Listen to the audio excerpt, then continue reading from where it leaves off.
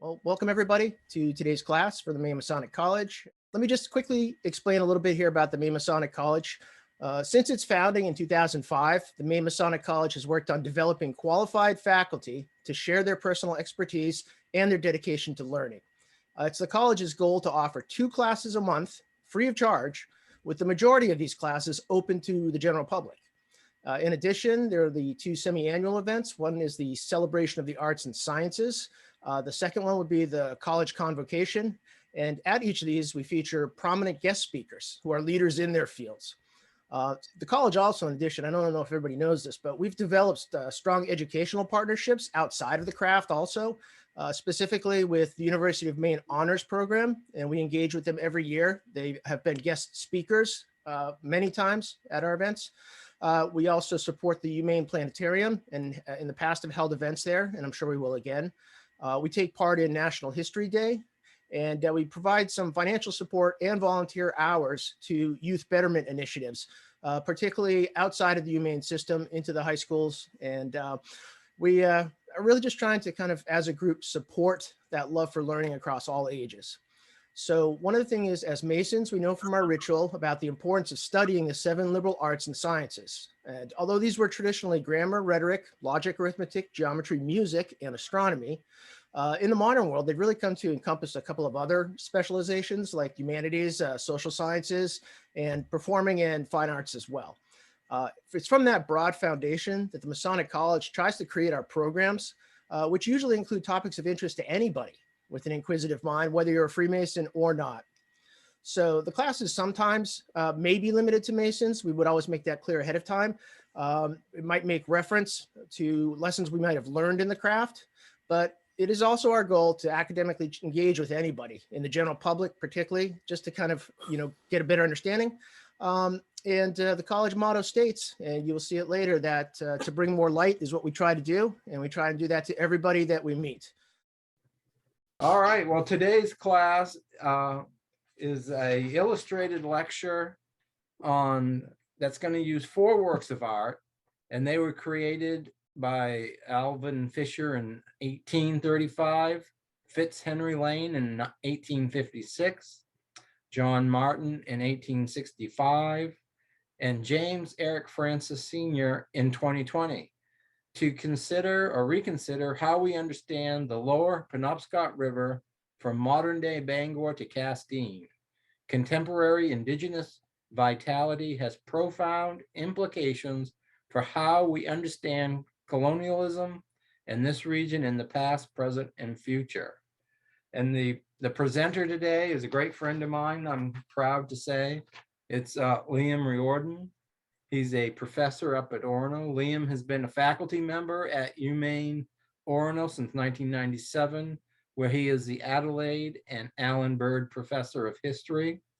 He is a specialist on the American Revolution with a current research emphasis on loyalists, those who opposed the Patriot movement.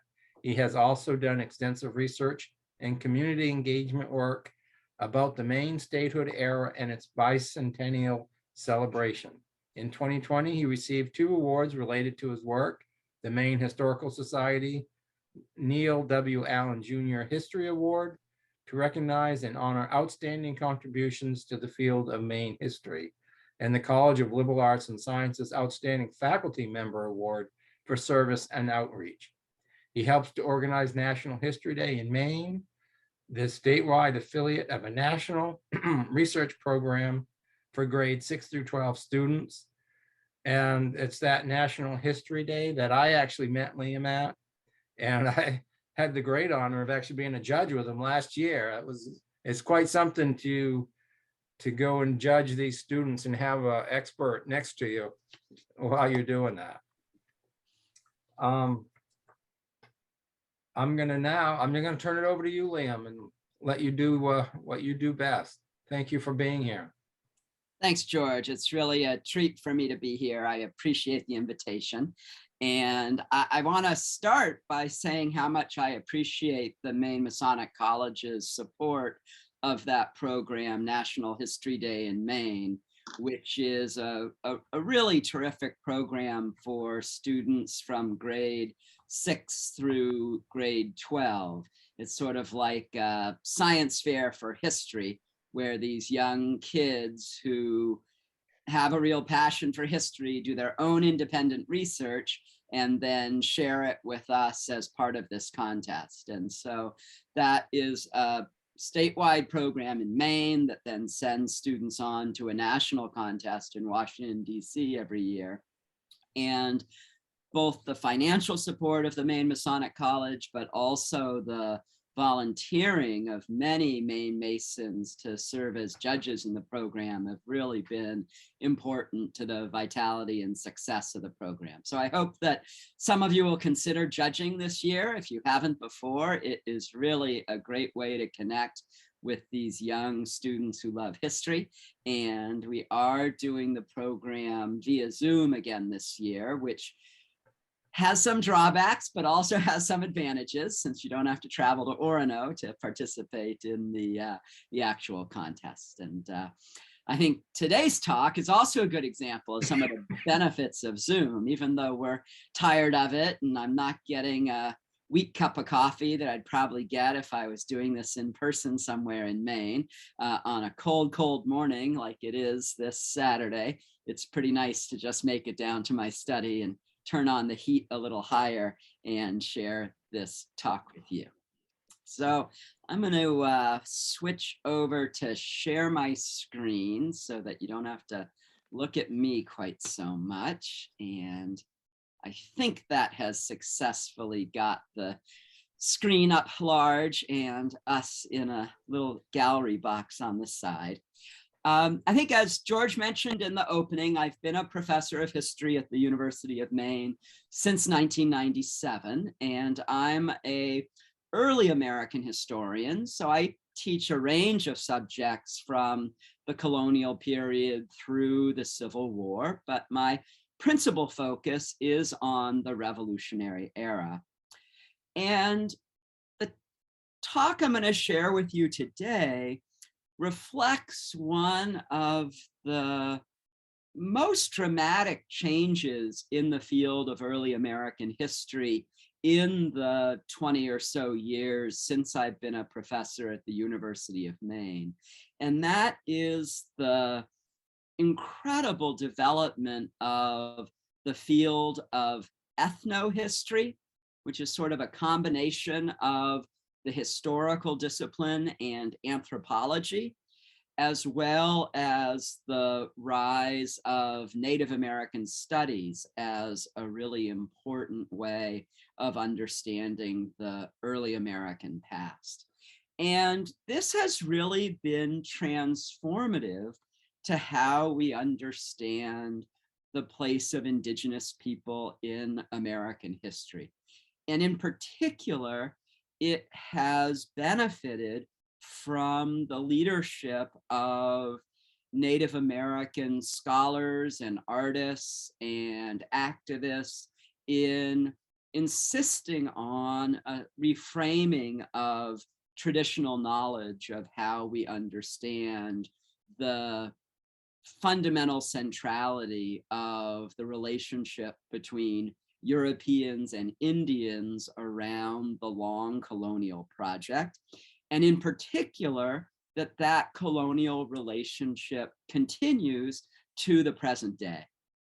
So, in a kind of textbook way, a lot of times we might think about the colonial period ending quite abruptly, maybe on the singular date of July 4th, 1776. That all of a sudden the colonial period's over and the revolutionary period is starting, and we're moving forward through different ages in American history. And that traditional chronology has a clear logic to it, but it is also quite clearly the case that the fundamental inequality of Indigenous and Euro-American relations does not change in any significant way just because of the revolutionary movement itself. And so it's partly from that perspective that I developed this talk that thinks a bit about colonialism in Maine, and in particular, the region along the Penobscot River where I live, and I'm quite familiar with. The city of Bangor is at the falls of the Penobscot River, a pretty classic location on the East Coast for major cities to have been developed in the early colonial period.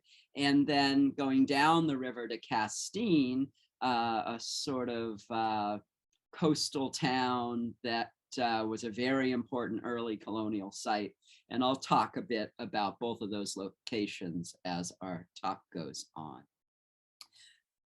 So let me start by saying something about the earliest documented European voyages to this region of the northeastern coast of North America. And this occurs quite early, and perhaps a bit surprisingly, is really pioneered by Spanish and Portuguese voyages in the early 16th century. So even though we might often think of the colonial languages of early Maine being primarily French and primarily English, there's a century of earlier contacts, much of it not well documented, since particularly if they were fishing voyages, people often kept these things secret to preserve their fishing grounds. But we have this early world map from 1529 that you see depicted on the bottom of the screen now. And this was the result of information brought back in voyages that were often undertaken by Portuguese captains sailing under the authority of the Spanish crown. And what we see in the top left is a little detail from this larger world map. And I can use my cursor to kind of draw your eye to it here. Here we see the Tierra Nova de Corte. Let's see, I'll read it off my sheet where I have slightly easier. De Corte Real. And this was a voyage along this coast in 1501. And one of the striking things of this early voyage is this Portuguese ship seized 50 Indians that they met with on the coast and brought them back to Europe. And one thing that's we don't have great records of this, but one of the important descriptions mentions that these indigenous people that were seized had a piece of a sword and silver rings. So even though this first voyage by Corte Real was in 1501, these people had already had some type of exchange and trade with earlier European voyages. And then the second early voyage is that of a Portuguese mariner, Esteva Gomez. Here we see in the map, Tierra de Esteva Gomez, the land of Esteban Gomez. And what was striking in his voyage, he, like so many of these early sailors, were hoping to find a Western route to Asia. And so when he was sailing along the coast, he went up this bay here, this long triangular indication on the map. And we have a very clear sense that this was the Penobscot Bay and River that he sailed up. And so this was a voyage in 1524, again, very early. And he, as far as the documented record go, is the first captain of a European vessel to sail to the location of modern day Bangor on the Penobscot River at basically the furthest limit to which you could sail in an ocean-going ship before you get to a waterfall. Now, the Gomez ship, like that of Corte Real, also took a number of Native Americans captive. He seized 58 indigenous people, both men and women, took them back to Spain. And when he got there, he got in a lot of trouble for this because King Charles V had recently said it was illegal to enslave indigenous people. So because of that legal trouble, we actually have the knowledge of this seizure. We know that these indigenous people were set free in the Spanish city of Toledo, and that they were still there a year after the ship had arrived. But there's no other record of them that we've discovered so far. And so they probably never returned to North America, even though their seizure was recognized as an illegal act. Now, the final image on this screen is a memorial to Esteban Gomez that is located at the entrance of the Kentuskeg stream, which flows into the Penobscot River in downtown Bangor. And this monument was created relatively recently in 1999. It was a gift to the city of Bangor from the Portuguese community in New Bedford, Massachusetts, sort of to celebrate Portuguese heritage and the much older presence of Portuguese sailors along the coast than many people would typically think of. But in the last year, the presence of this monument has been the source of controversy. And the ambassador from the Penobscot Nation, a woman named Molly and Dana, raised the issue of the inappropriateness of this memorial in June 2020. That here was a ship that had enslaved people and had enslaved people illegally, even in the context of his own day. Yet here was this somewhat heroic commemoration of him that made no mention of the fuller nature of what this voyage was involved in.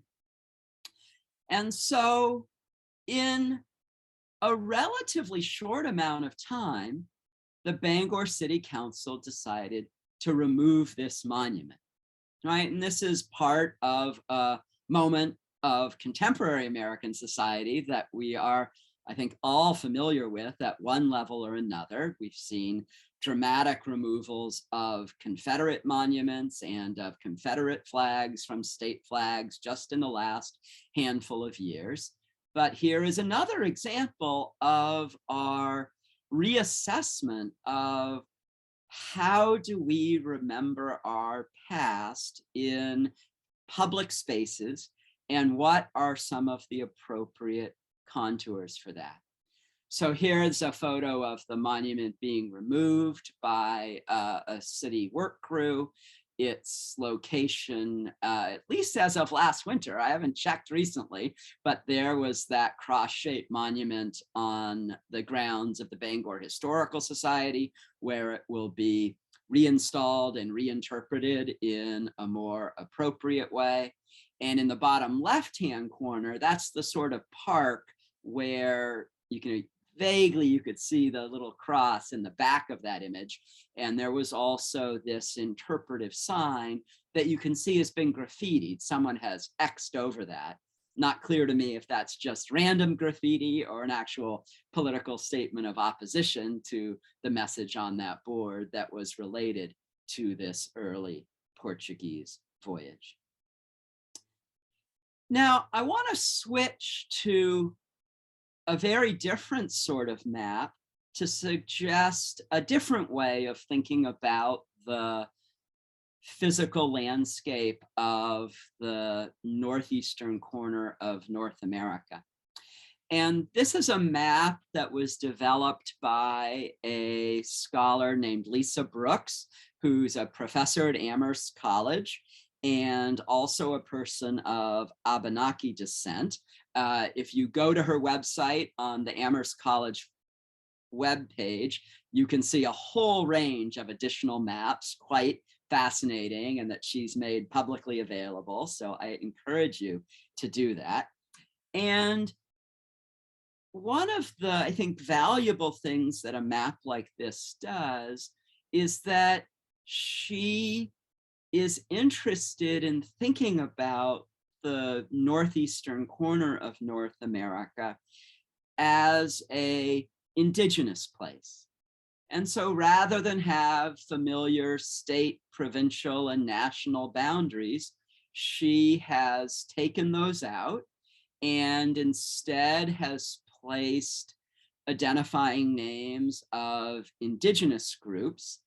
And I think this map also, at least implicitly, reminds us of the way that the ocean, the St. Lawrence River, and the many smaller rivers in this region were really crucial vehicles for connecting people, that these were ways of rapid travel, of trade, of communication that connected a region rather than separated it into different groups.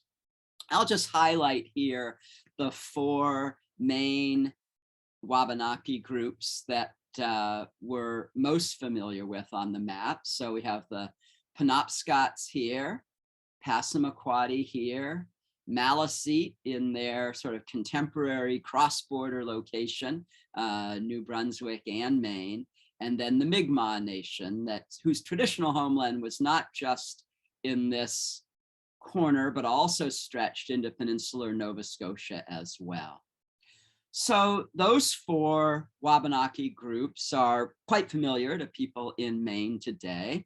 And I think it's also worth noting the additional, often called Abenaki groups in this region, and more Algonquian-speaking groups in southern New England.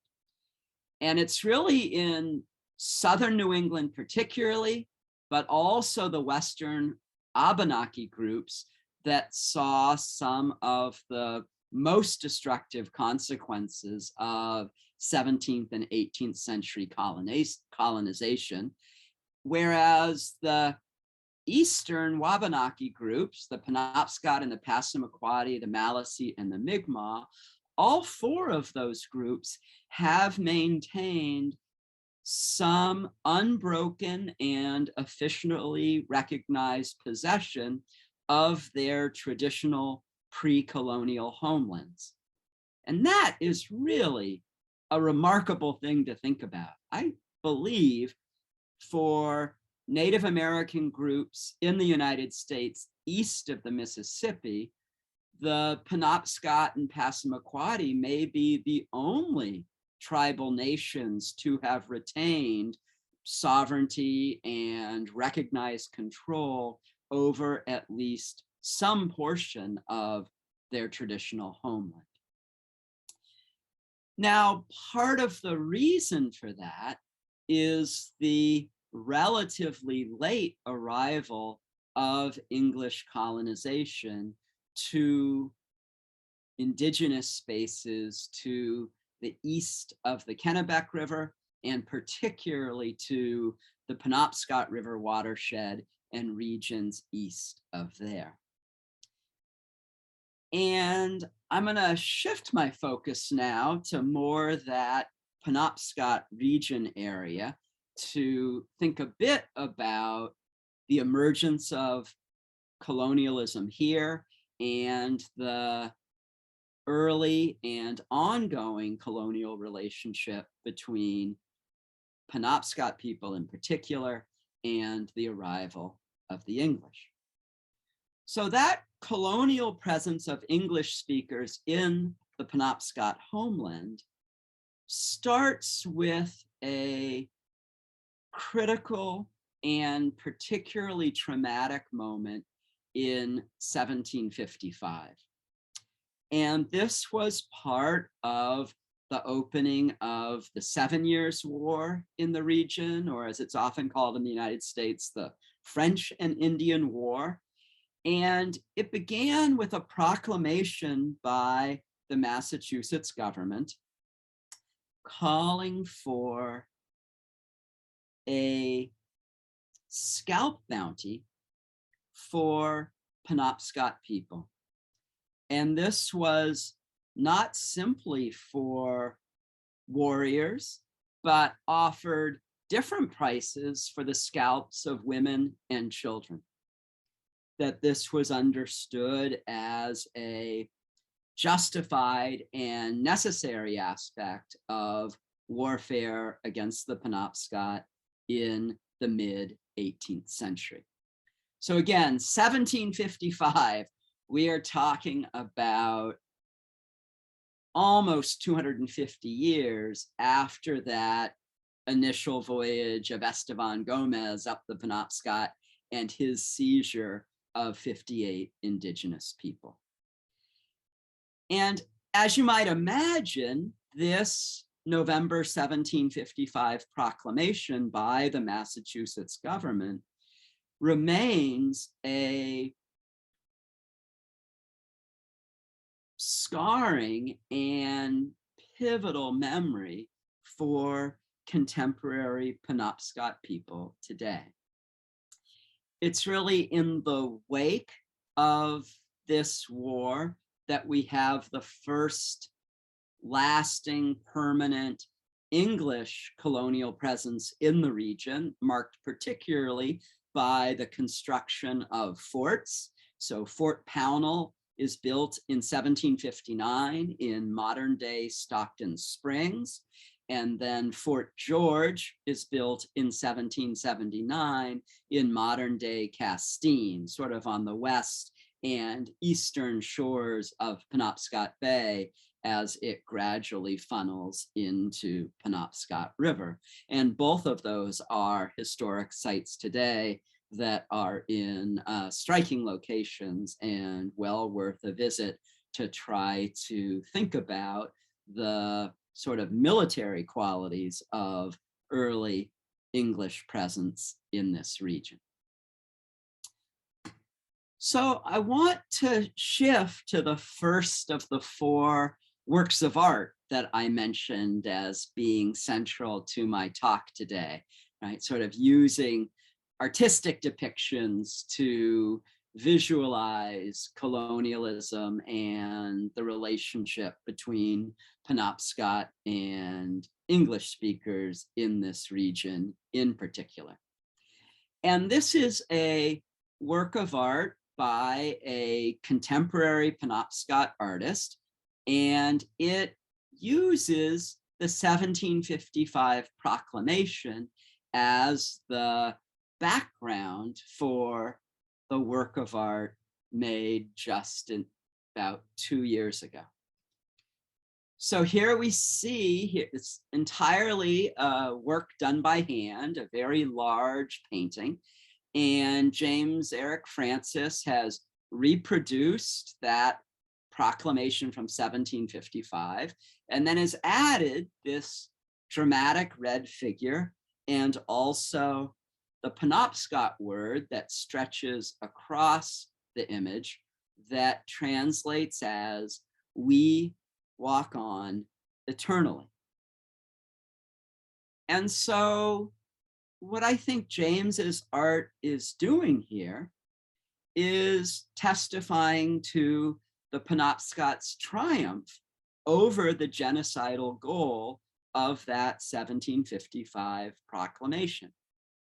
The painting appropriates and transforms the government's broadside as its background, and it has this very explicit message in the Penobscot language that we walk on eternally, and despite the long-term intentions of colonizing forces, remain an active presence in contemporary Maine.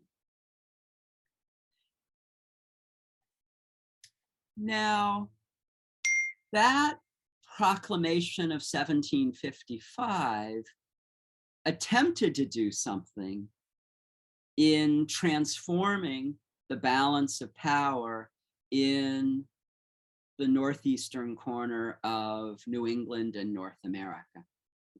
And if we move to the Revolutionary era, we have a very clear sense that indigenous Wabanaki nations really held the balance of power in this region during the American Revolution.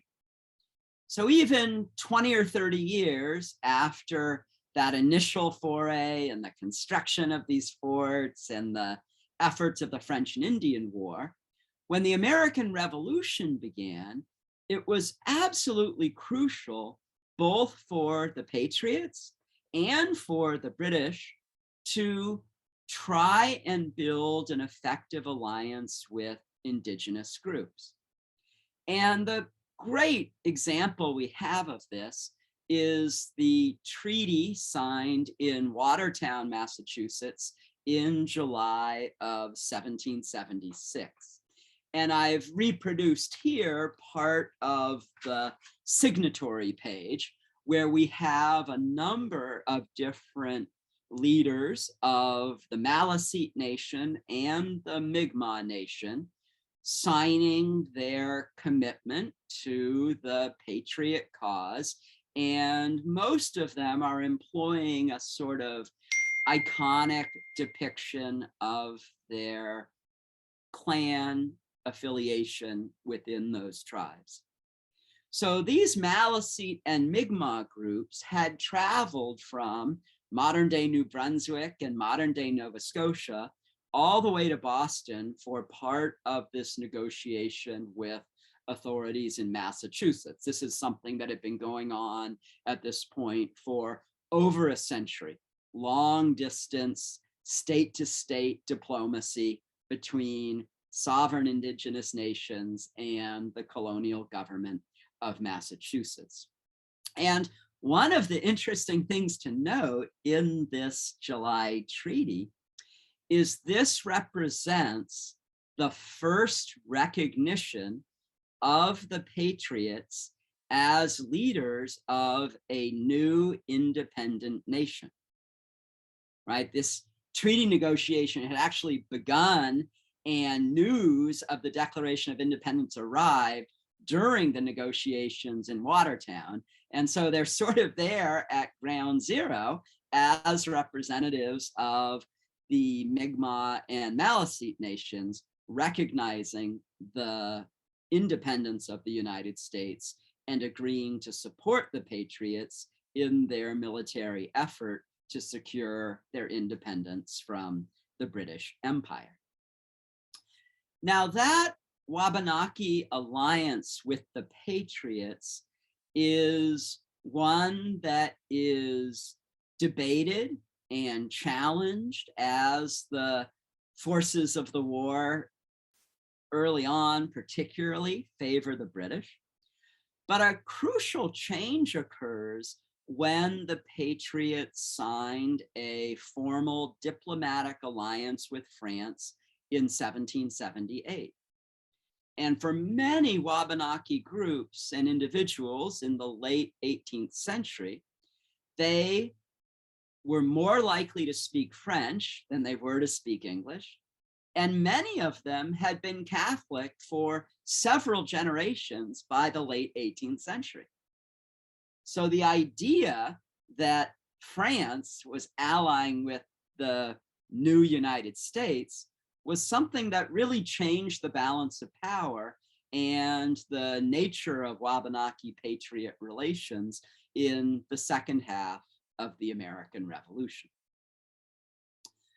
Now, Patriot success in the Revolution led to a massive wave of new migration of English speakers into the regions of Maine east of the Kennebec River, right? Those early war efforts, those early forts, there was not a significant presence of English speakers anywhere east of the Penobscot River. But with the end of the war in the early 1780s, this begins to change in dramatic fashion.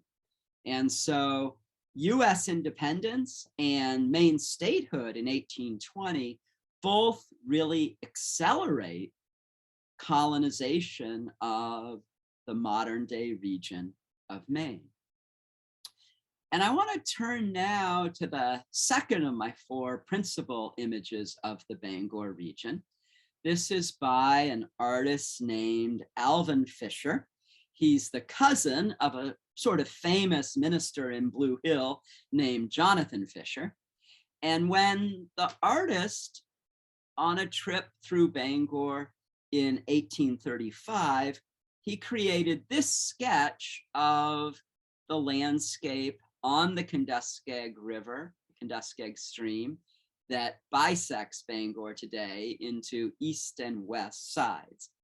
And you can maybe faintly see at the very top of this image that he's titled it Lover's Leap, Penobscot River, August 1835.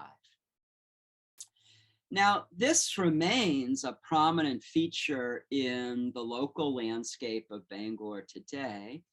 And I'm particularly interested in Alvan Fisher's naming of this, or I think his just announcing what was the common term in Bangor in the 1830s for this as Lover's Leap. And this is this sort of place name for a dramatic cliff on the banks of a river is a incredibly widespread feature of the American landscape in the 19th century.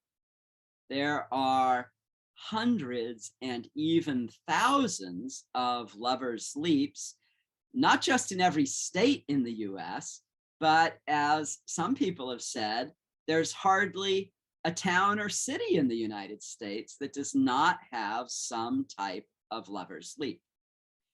And we can see this same landscape in the Fisher sketch from 1835. We sort of see how it explodes in the 19th century and then in the early 20th century with things like photographic postcards and poems that were published in the newspapers and distributed. And this idea of the Lover's Leap is of, there are variations to the story, but the fundamental one, as told throughout the United States, is of an Indian princess who has fallen in love, usually with another Indian, but sometimes with a white man. And her father has prohibited their marriage. And so rather than face a life where they can't marry, and oftentimes this includes the chief, the father, planning to have the offending young man killed, they decide to leap to their death together in this sort of romantic commitment to love together as opposed to life apart. And that understanding of sort of the Lover's Leap legend and that memory of it in Bangor is still familiar today. This is a photograph from this last summer, essentially from the same spot where Alvan Fisher did his 1835 sketch.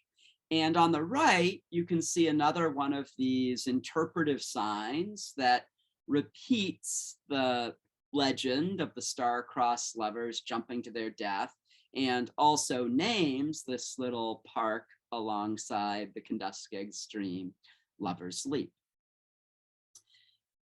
Now, I think a concern I have with this place name, and particularly the way in which it is remembered, is that it is tied to a way of thinking about Indigenous people that presumes they are going to disappear. And I would say this is perhaps the most fundamental aspect of colonialism, is the idea and the certainty and the faith that Indigenous people are on the road to extinction. And that this disappearance may be tragic, it may be regrettable, but it is unavoidable. There is no way to escape it. And this lover's leap about a sort of suicidal pact and the villain in the story being a father and Indian leader, I think really feeds into this.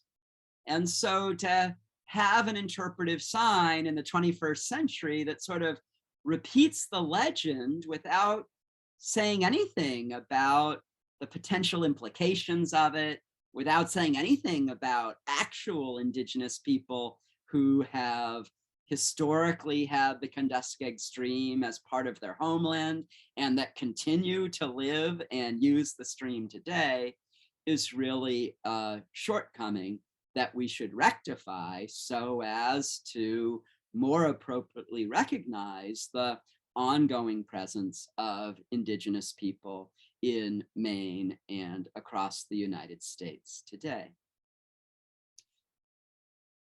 So I think a more constructive question to ask might be, what should we put in its place?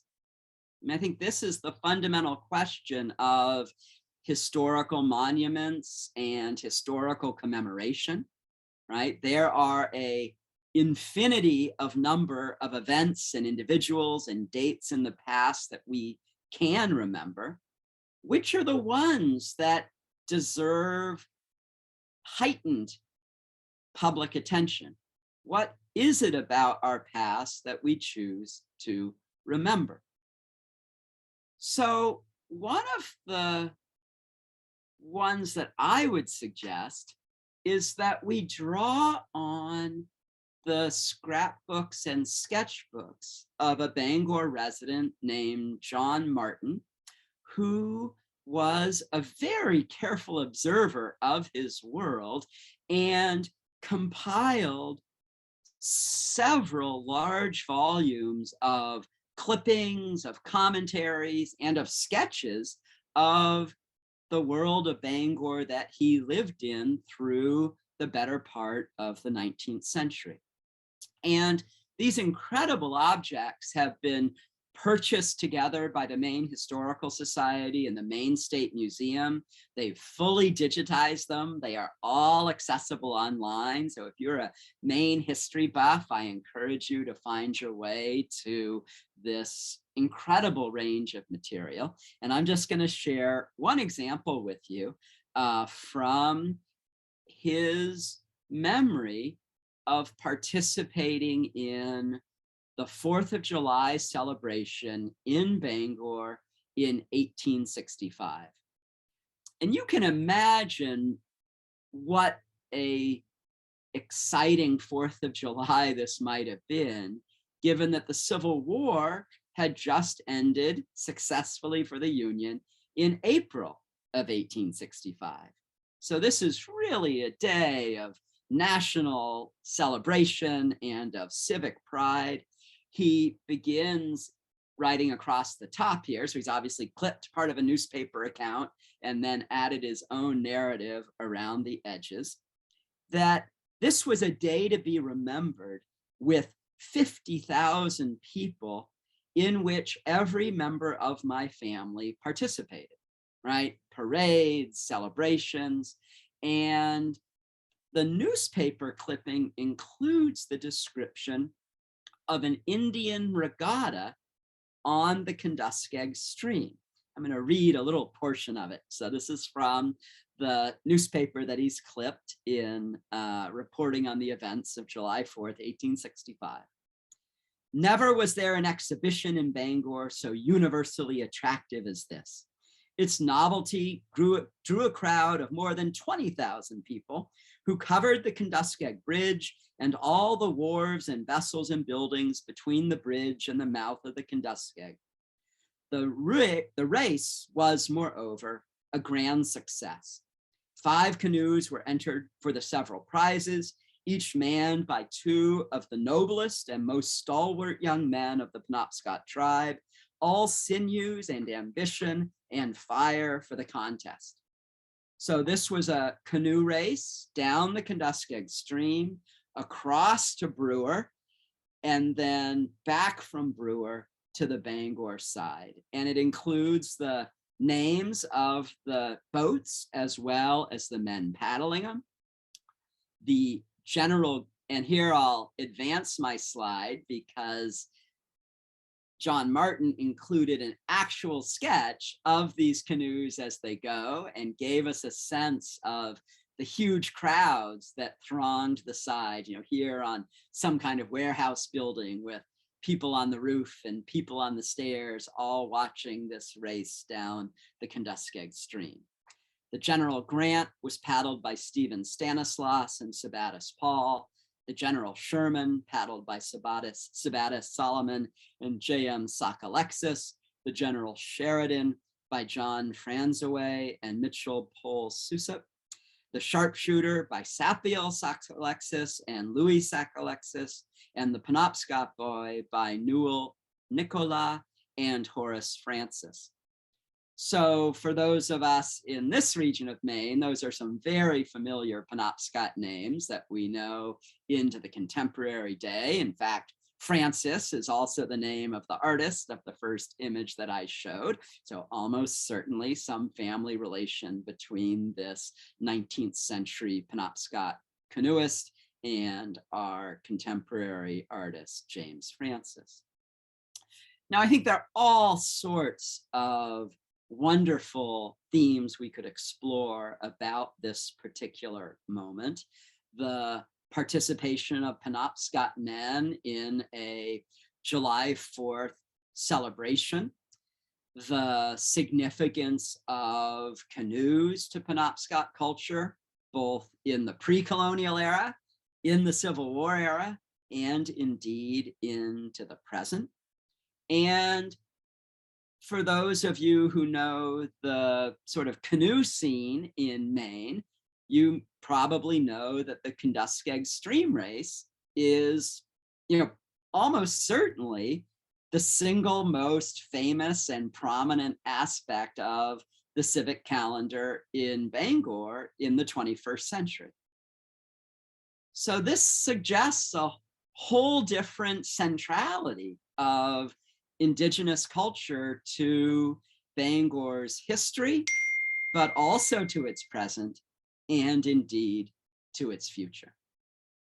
So I've got one more image to show, and then I'm happy to take questions or comments. We can go back and look at images.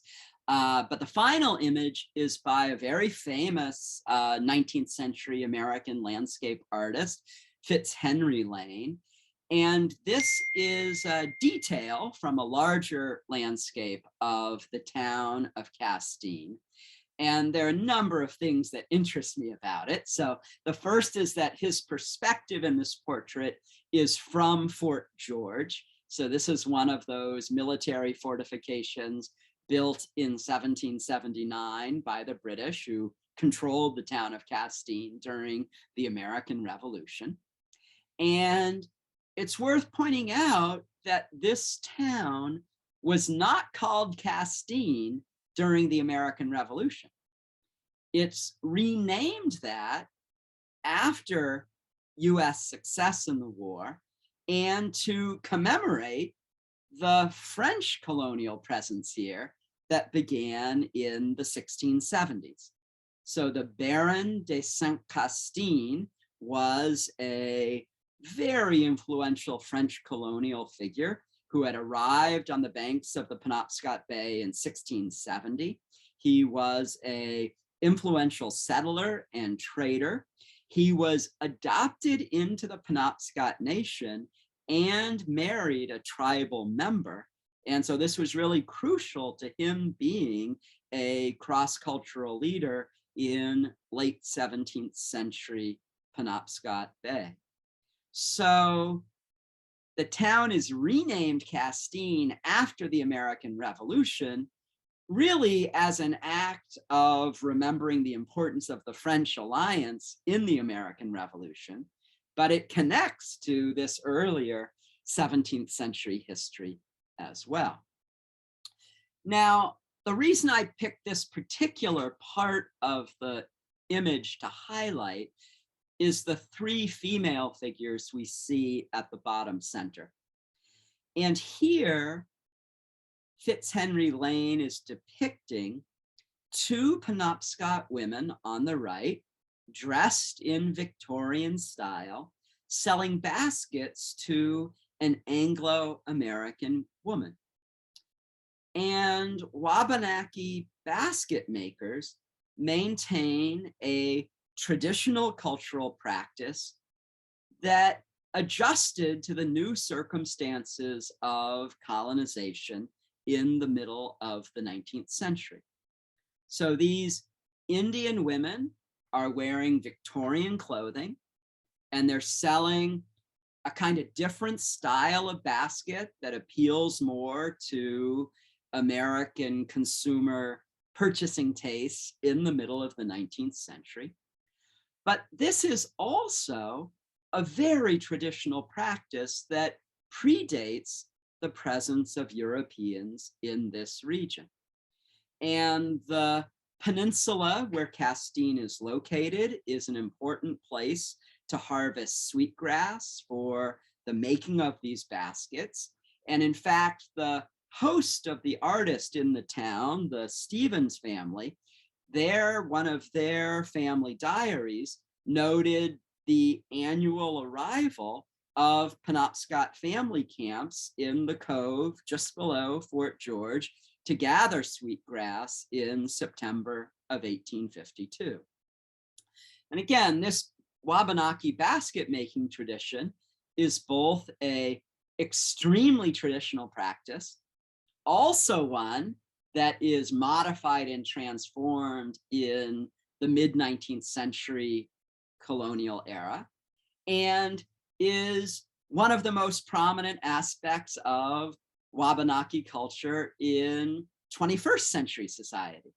So, the celebration of Penobscot and Wabanaki basket making is featured in fine art museums, is recognized with national humanities and artistic awards, and is, I think, a really valuable indication of the persistence of traditional Indian culture, but also its dynamism, its ability to change, revise, and remake itself as circumstances change into the contemporary moment.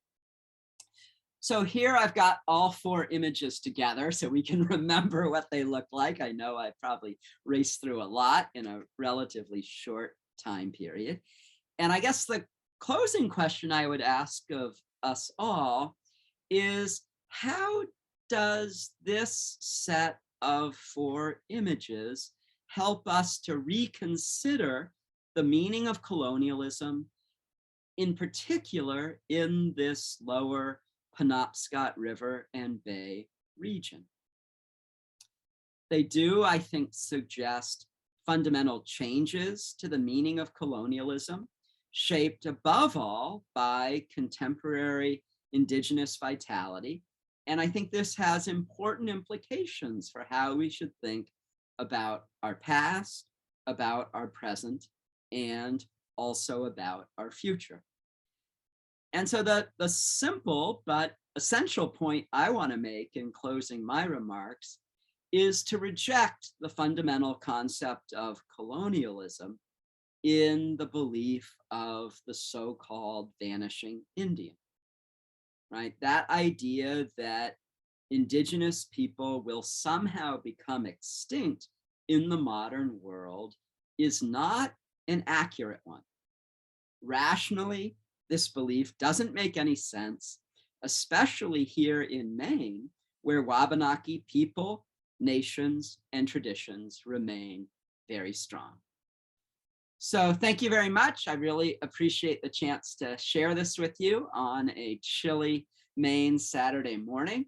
I'm very happy to take questions. We can kind of maybe toggle back and forth between the PowerPoint and sharing a view of one another. That's a little easier if we switch over to the gallery view. So. All right, well, thank you very much, Liam.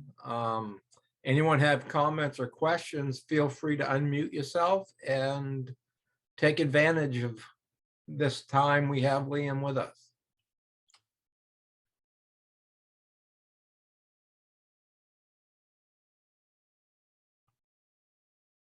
All right, well, while people are gathering their thoughts, I'll give you a little aside here that is kind of a fun thing that I learned. And it brought it back when you started naming the names of, I would assume, the first annual Kenduskeag canoe race to start us off. And that was the name of Sauk Alexis, which is also the name, I think, of the ice arena out in Old Town. And it's fun to go on a trip where you're at a conference with people from all over the United States, and you go up to the Ohio people and say, hey, are you a Cleveland Indians fan? And they go, oh yeah, oh yeah. And then you say, well, you know, the whole reason that it's the Cleveland Indians is because of Maine. And they go, what are you talking about? Well, Sauk Alexis was a pitcher who was picked up by the team formerly, or that was known as the Cleveland Indians. And he was so good, they actually named the team back then in his honor, calling him the Cleveland Indians. But that's because of a Maine pitcher that went out to Ohio to pitch. Very interesting. I have a question, Liam. I heard in history that one of the original names for this area in Maine was Norumbego.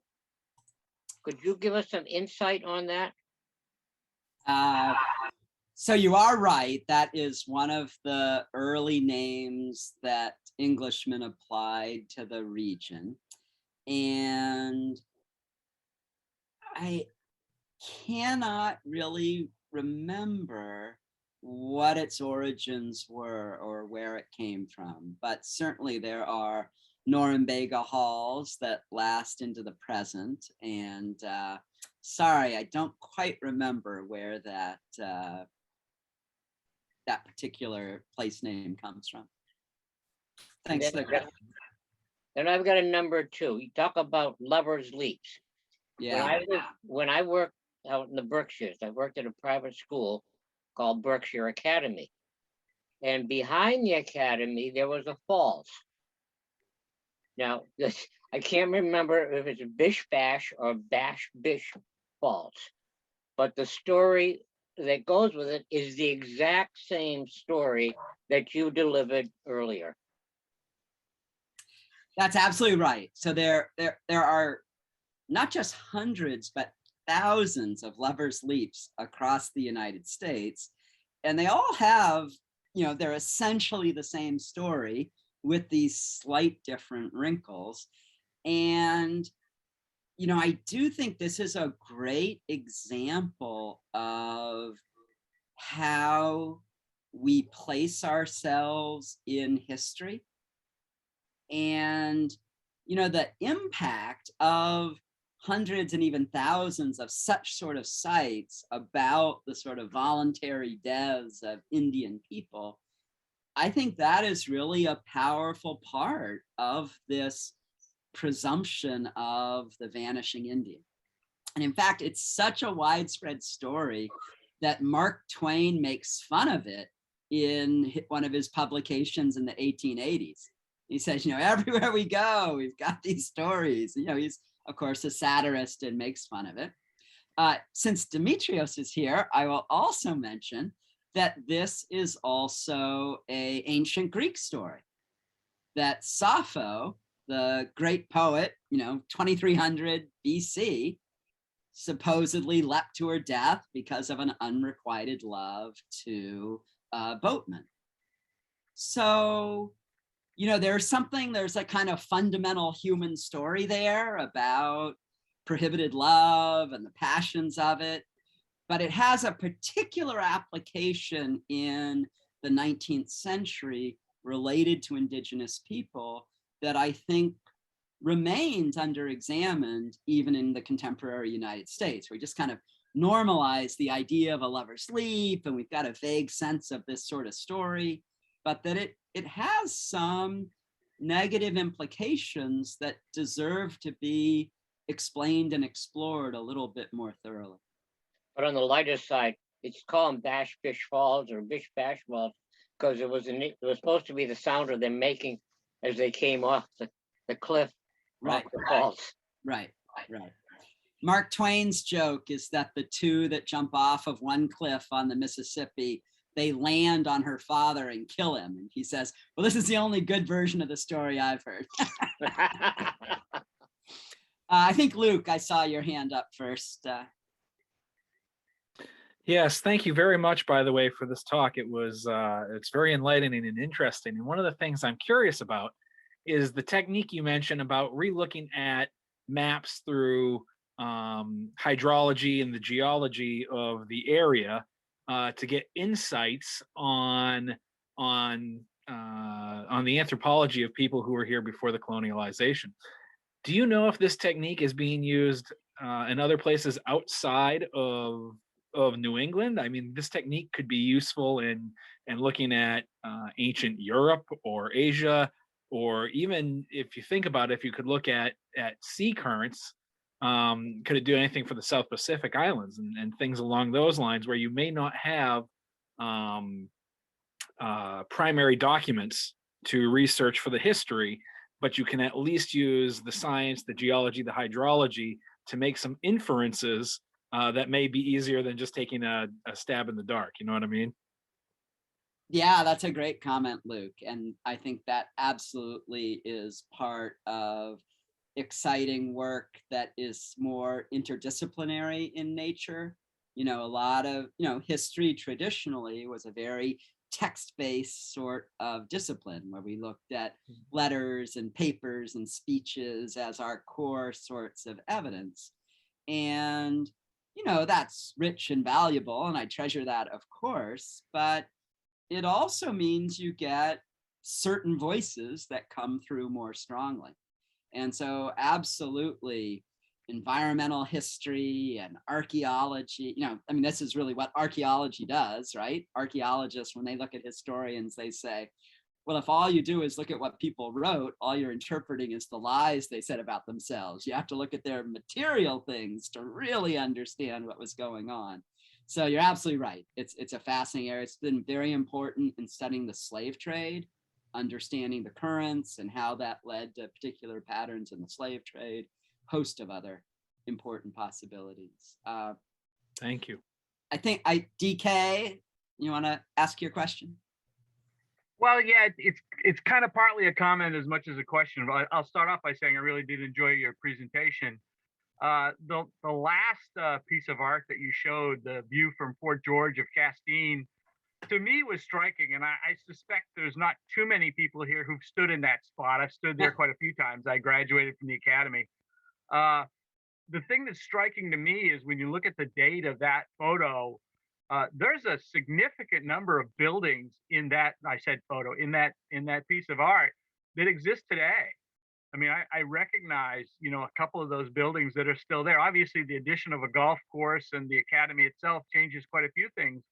But if people are interested in seeing an older community, you can go there today and see some of the same buildings are still there. And I don't think there are many places, in the country or in Maine where you can see as much preserved in as much density as it actually is. I mean, there are buildings going back not only to the 1856 date of this, but some of them going back, almost 100 years earlier than that as well.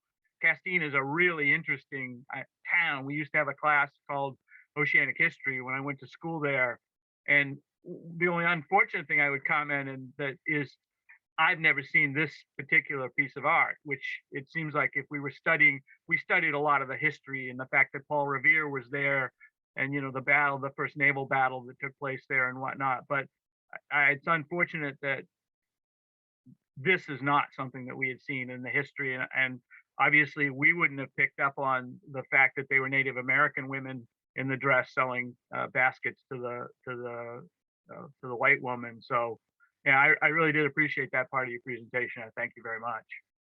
Thanks. I'll make another plug for Castine is a great place to visit. Absolutely lovely Maine coastal town with great architecture. The Wilson Museum that is there is really interesting. I agree. Founded by a early 20th century archaeologist who a lot of his material is on display there. And the grounds of the Wilson Museum includes the oldest surviving building in Castine, a Revolutionary era Perkins House. So you can easily spend a nice day in this, compact, if slightly hilly town with a lot of fascinating history. Michael, I see your hand up. Yes, sir. By the way, great presentation. You spoke earlier with regards to the alliances with the new colonies as far as revolution goes. My question is, did these leaders also help, like the Iroquois Confederacy of Nations, help develop a constitution, our government? Was there the leadership of this region? Did they also play a role in developing our constitution, much like the Iroquois did? Because it took until 1988 for us to officially recognize it with a resolution. And if they did help out in that regards, were they recognized as well? So this is a kind of controversial topic.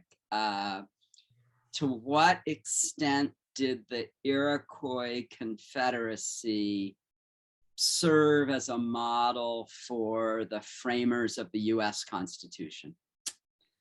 And there's some pretty contentious arguments on both sides. In my opinion, the founding fathers of the US did not really appreciate the political organization of the Haudenosaunee, the 5 allied nations of the Iroquois. And it's hard for me to imagine that really being an important and careful model for them. We know from the papers of those political leaders, particularly the extensive papers of James Madison, they're extremely well-versed in the Western cultural traditions and the classical world of Greece and particularly Rome. And so, I do think that was their focus in terms of how they thought about the US Constitution. Yeah, so, it is absolutely true that the Iroquois Confederacy, and there's a Wabanaki Confederacy, that there are important models of Indigenous political organization and Indigenous leadership, of decision-making through models of consensus. These are rich and important and deserve to be better understood. But for me, it's hard to see that literal impact that those models would have had for men like, James Madison and Alexander Hamilton. Thank you, sir.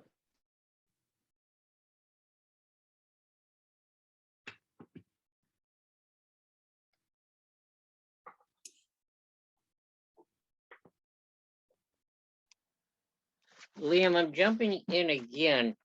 I would like to get with you sometime. I'm going to put a craft commercial announcement in here. I am the founder and director of the Maine Masonic Civil War Library and Museum. We opened in 2013. And of course, I'm always looking for resources and people to assist me in my project. So I would love to spend some time with you and pick your brain. And I see that by the hair follicles missing there, you and I probably have not much brain power left, but I would like to spend some time. And how would I contact you? Just through the college? Yeah, the easiest would be to go to the UMaine history webpage, and I have a faculty page as my email address on it. Email's much better than my office phone that's got a voicemail I sometimes forget to check. So send me an email and I'd be happy to get together. Where's the library located? That's located at 415 Congress Street, Portland. Great. So it's been a project and a lot of fun. So Nice. Liam, I want to thank you for this class. It's an interesting thing. I must admit that nearly everything you said is quite new to me.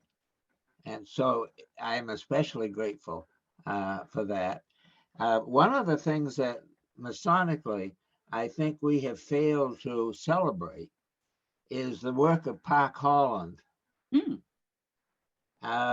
in 1824, I believe, organized a 4th of July celebration in Bangor of large extent, with Rising Virtue Lodge being very important, bringing together the leaders of the Penobscot Nation and the government of Maine in a big parade, and then followed by a banquet and by speeches by both groups, the Penobscots and the people of the Maine government.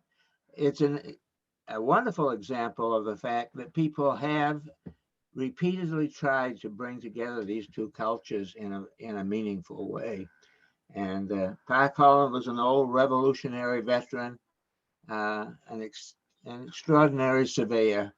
And I think that we Masons have sort of failed to celebrate that effort to make significant both the Native American and the British English traditions.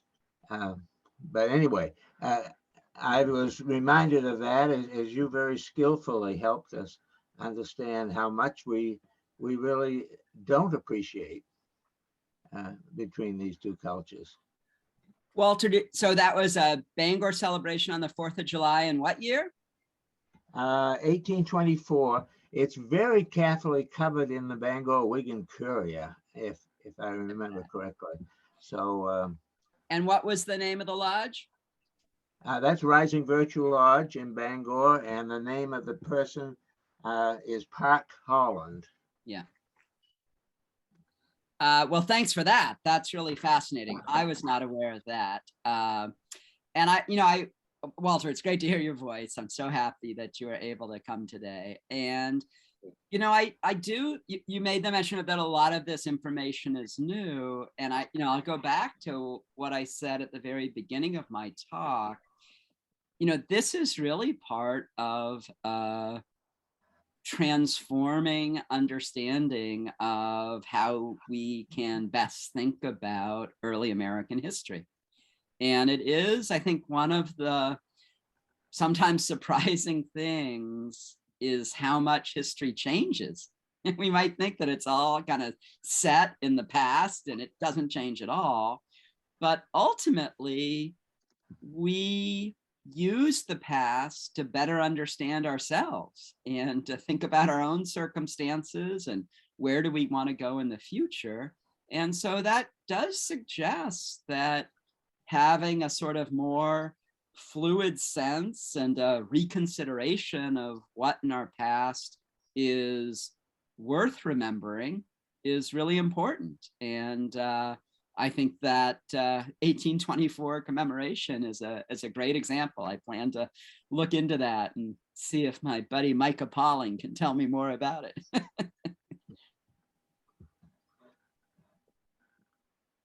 Thank you very much.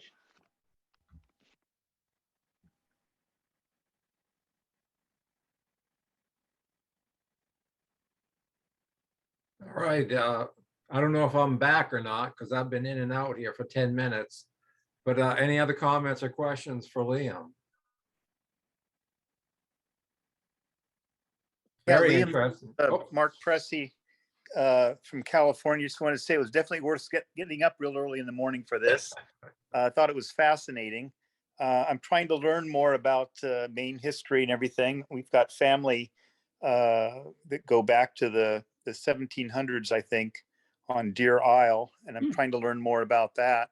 I'll look up your email address and I'll email you some questions. I'd like to get if you have any references for that area as far as, you know, everything that's going on beyond what people's names are in a certain location, which is all I've really gotten out of the genealogy stuff that I've done. I'd love to learn more of the history of what's gone on there. Yeah, Deer Isle is, just off Castine, as you probably know, and it is one of the very early English settlements. It does predate the forts that I was discussing, and it sort of had that defensive location on an island, right, and was obviously well situated for fishing.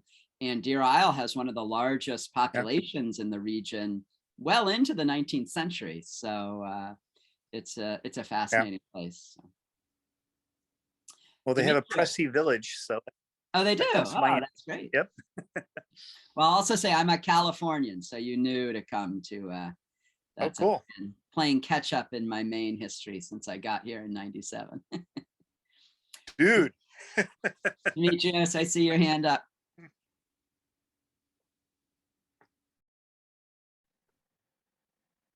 Right?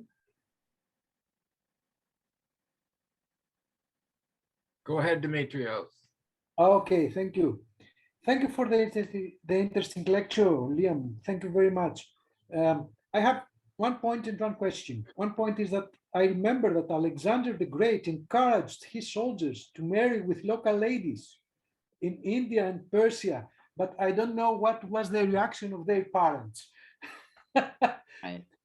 Yeah, and the question is how it is known that the two female figures in the painting of Fitz Henry Lane are Indians, those who are selling their baskets, their products to the lady with the white Victorian clothes. Yeah. So there are a couple of, I do, it is obviously a small detail, so it is a little hard to tell. But I think we can see a different representation of the skin color of the two women on the right. And the woman on the right who's got those are baskets slung over her shoulder. And we've got other paintings from this period of that as the way in which these itinerant Native American women went town to town selling baskets. And we've also got this is a dramatic development of the mid-19th century of shifting style of Wabanaki basket making that did a lot of sales in these coastal towns, and that continues well into the 20th century. So whether can I safely say that they're Penobscot women? Well, they could have a different tribal affiliation. This is sort of central to the Penobscot homelands. So, we certainly don't know the individual names of who these women were, but I think it's a safe assumption that they are Wabanaki people, probably Penobscot people as well. Yeah, probably it's from the color of their clothes also. That's an interesting question. I don't know enough about 19th century clothing history, if those are significant or if those are, choices that Lane is making in terms of how he composes his image to put the, I think, clearly European American woman in a white dress and the others in colored dresses. Yeah. But that is something I should look into. It'd be interesting to say more about it. Okay, thank you. Thank you. It's interesting. If I'm still with you folks, I think, the great thing about this presentation of going back to look at all this theme is great, because even in my lifetime, which isn't, I guess, quite a short time period as I used to think of it as, we've had, the Indian land claims of the 80s. And that, of course, is going to form a lot of images in people's mind during that whole time frame. And then even the current governor, when she was this, what was she, like the Attorney General, there was an awful lot of dealings with the Indians in a very negative way during that time frame as well, over the rights of the Penobscot River at the time. So this is great to go back and get the original story and bring it forward. And I think that it is about that interaction of the past and the present. So the 1980 Indian Land Claims Settlement Act is this sort of momentous moment in Maine Indian history that recognized Penobscot and Passamaquoddy territorial claims that had been illegally taken from them, and so compensated them with a significant financial payment.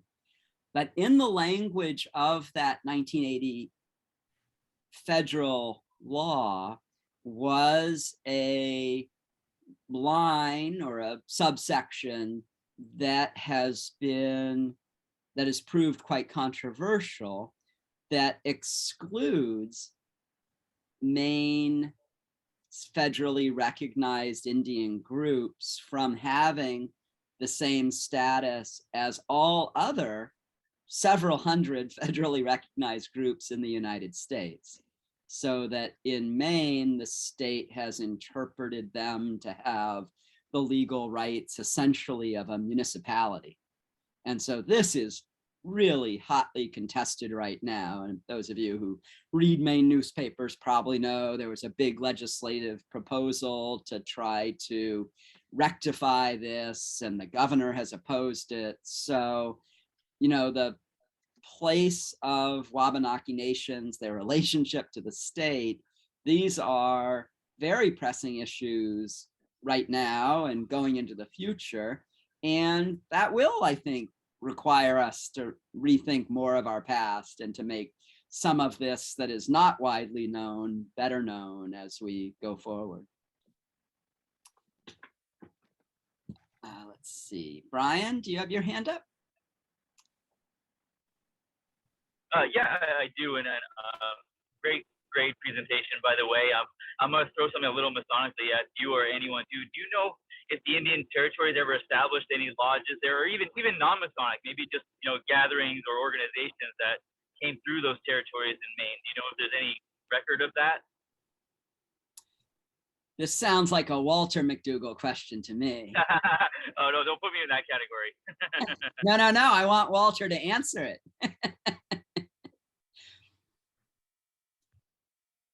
So go ahead, Walter. I'm sorry, I don't know of any such record, but that is nationally, of course, it has happened, and we're just about to have a celebration of the Oklahoma Indians putting on the Master Mason degree here in Maine in their original Indian dress and so forth, which I think would be a huge event. But I don't know of anything here in Maine. I think perhaps the unfortunate problems that we have had between the Roman Catholic Church and Masonry, the misunderstandings that we have had, has something that has maybe discouraged the Masonic development here in among us, but certainly not a great tribute to us as human beings, but much of this history isn't. Oh no, it's just to piggyback on what Brother Walter was saying too. I do know in a little bit of what I have discovered that there were brothers that traveled west to Oklahoma, the mid plains, and possibly started Masonic lodges in that area, whether they were clandestine or whether they were just what they call movable lodges. I'm not sure, but I do know that they were traveling west to those territories. So there might be a case where maybe they came back and brought those lodges with them, and we just don't know if it's on record. I think that probably the best known Native American individual from the American Revolution is a Mohawk war leader by the name of Joseph Brant. Mhm. He is famously a Mason. And I think Walter makes a good point that it was probably, almost certainly, was quite easier for Indigenous people who were Protestants to think of themselves as Masons and to act as Masons in the 19th century than it would have been for Indigenous people with Roman Catholic commitments. So. Yeah, and just an easy to maybe make a lodge and just not have it on the records at all either. That's very easy to do, I'm sure. Yeah, I'm sure there are, and it would be interesting to know more about them, but perhaps not in Maine, again, given that overlapping Wabanaki Catholic tradition. Thank you all very much. It's really a pleasure to have a chance to share this with you, and I hope everybody has a good rest of their weekend. Thank you very much. Thank you very much. Thank you, sir.